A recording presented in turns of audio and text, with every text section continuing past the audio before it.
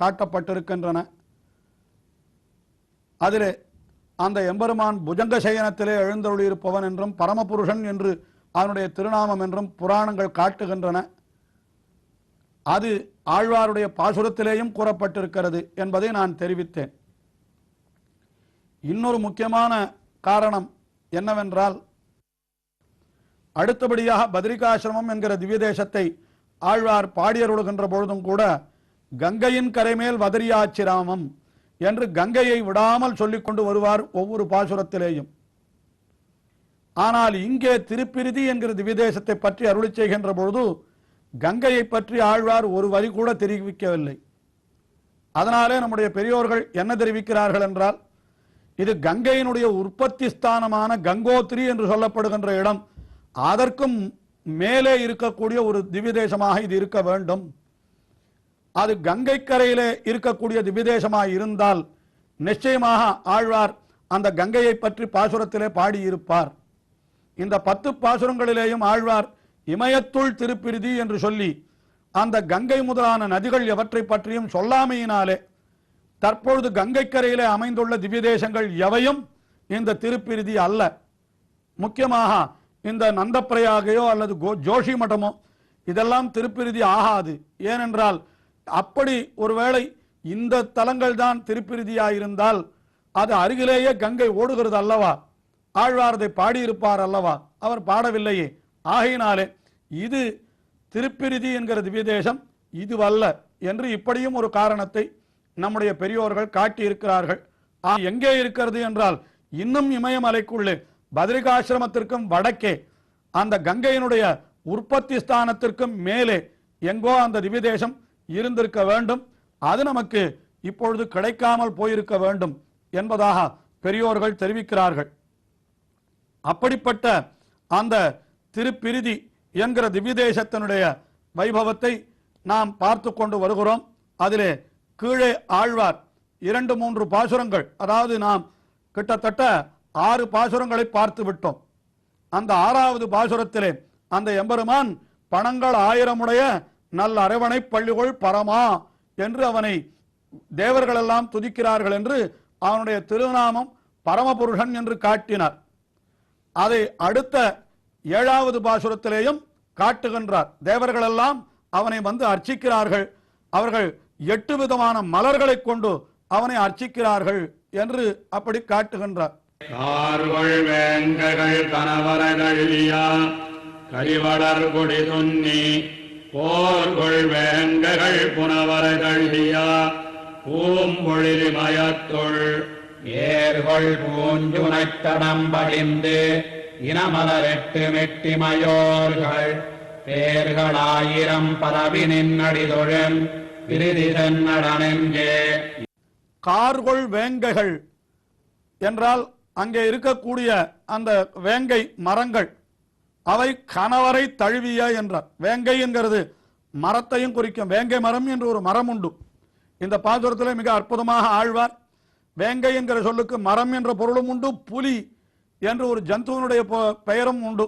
இரண்டையும் இந்த பாசுரத்திலே காட்டுகின்றார். கார்கொள் வேங்கைகள் அவை கணவரை தழுவிய கரிவளர் கொடி துன்னி என்று ஆகாசம் முழுக்க அப்படி ஓங்கி இருக்கக்கூடிய கொடிகளை எல்லாம் தாங்கி நிற்கிறதாம். அதாவது கரிவளர் மிளகு கொடிகள், கரி என்றால் மிளகு, கரிவளர் கொடி என்றால் மிளகுகள் எல்லாம் வளரும்படியான கொடிகள் அவை பின்னி பிணைந்து இந்த வேங்கைகளோடு அப்படி வளருகின்றனவாம். அப்படி கார்கொள் வேங்கைகள் கணவரை தழுவிய கரிவளர் கொடி துன்னி.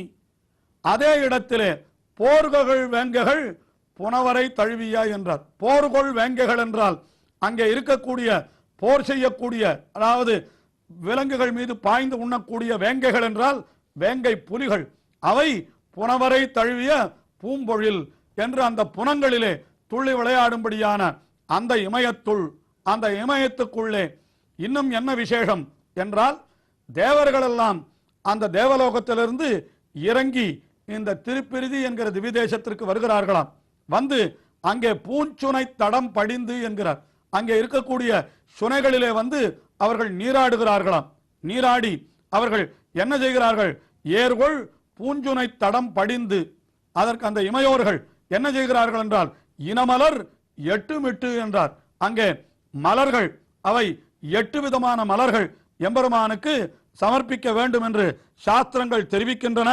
அந்த 8 வித மலர்கள், அதாவது செண்பகப்பூ, மல்லிகைப்பூ, பாதிரிப்பூ, செங்கழுநீர், புன்னைப்பூ, குறுக்கத்திப்பூ, இருவாட்சிப்பூ, கருமுகைப்பூ என்று சொல்லப்பட்ட இத்தனை புஷ்பங்கள், இதைத்தான் பெரியாழ்வாரும் கூட தம்முடைய பெரியாழ்வார் திருமொழியிலே பூச்சூட்டல் என்கிற பதிகத்திலே காட்டுகின்ற பொழுது எண்பகர் பூவும் கொணர்ந்தேன் என்று 8 விதமான பூக்கள் என்று பெரியாழ்வாரும் காட்டியிருக்கிறார்.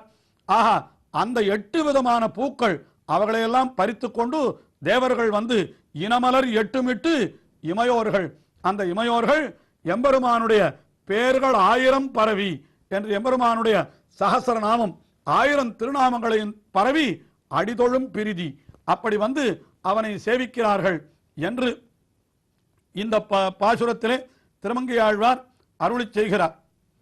ஆக அடுத்தபடியாக 8வது பாசுரம், அந்த 8வது பாசுரத்திலே என்ன தெரிவிக்கிறார் என்றால், இரவு கூர்ந்து அங்கே இருக்கக்கூடிய, அதாவது பாம்புகள் எல்லாம் தங்களுக்கு வேறு இறை பெறாமல் பெருமூச்சு விடுகின்றன.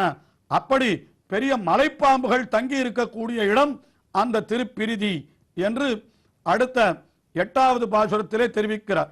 இரவு கூர்ந்திருள் பெருகிய வரைமுழை இரும்பசியது கூறா அரவமாய்க்கு மகம்பொழில் தழுவியா அருவரைமயத்தே பரமநாதியம் பணிமுகில் வண்ணன் எண்ணின் இமையோர்கள் பிரமனோடு சென்னடிதொழும் பெருந்தகை பிரிதி சென்னடனென்றே. இரவு கூர்ந்து என்றால் இரவே அதிகமாக போய்விட்டது என்கிறார். அதாவது அப்படிப்பட்ட அந்த பனி படர்ந்த ஊர்களிலே பகல் பொழுது மிகவும் குறைவாக இருக்கும், இரவு பொழுதுதான் மிகவும் அதிகமாக இருக்கும் போலும். அதை ஆழ்வாரும் பாசுரத்திலே காட்டுகின்றார். ஏனென்றால் இமயத்தினுடைய அந்த பக்கத்திலே இமயமலையினுடைய உச்சியிலே இருக்கிற இடமாகினாலே இரவு கூர்ந்து என்று இரவே மிகுதியாக ஆகிவிட்டது. அங்கே இரவு கூர்ந்து இருள் பெருகி கிடக்கிறதாம் அந்த இடத்திலே. அப்படி இருள் பெருகிய வரை, அதாவது அந்த இடத்திலே ஒரு பெரிய மலையாம், அந்த மலையினுடைய முழைஞ்சு என்றால் அதிலே ஒரு குகையாம், அந்த குகையிலே ஒரு பெரிய அரவம், அரவம் என்றால் பெரிய மலைப்பாம்பு. அது எப்படி இருக்கிறதுனா இரும் பசி, அது கூற அதற்கு பெரிய பசி தலையெடுத்து விட்டது. ஆனால் வெளியிலே சென்று அது விலங்குகளை உண்ண முடியவில்லையே, ஆயினாலே என்ன செய்கிறது என்றால் இரும் பசி அது கூற அரவம் ஆவிக்கும், ஆவிக்கும் என்றால் பெருமூச்சு விடும் அந்த பசியினாலே. இன்னும் சொல்ல போனால் பாம்புகள் எல்லாம் காற்றையே உணவாக கொள்ளுகின்றன என்று கூட சொல்லுகின்றது உண்டு. அதை சொல்லுகிறார் என்றும் கொள்ளலாம். இப்படி அரவம் ஆவிக்கும் அகன் பொழில் தழுவிய நல்ல பொழில்கள் எல்லாம் சூழப்பெற்ற அறுவரை இமயத்து, அந்த இமயமலையிலே தேவர்கள் எல்லாம் வந்து வணங்குகின்றார்களாம். எப்படி வணங்குகின்றார்கள்? பரமன் ஆதி எம் பனிமுகில் வண்ணன் என்று. பரமனாதி, பரமன் என்று அந்த எம்பெருமானுடைய திருநாமம். அவன்தான் ஆதி, உலகத்தை எல்லாம் படைத்த எம்பெருமான். எங்களுடைய பனிமுகில் வண்ணன், குளிர்ந்த மேகம் போன்ற தன்மைகளை எல்லாம் உடையவன் என்று அங்கே இருக்கக்கூடிய அந்த தேவர்கள் தேவலோகத்திலிருந்து இறங்கி வந்து பரமன் ஆதி எம் பனிமுகில் வண்ணன் என்று இமையோர்கள் தேவர்கள் எல்லாம் அப்படி அந்த எம்பெருமானை துதிக்கிறார்கள்.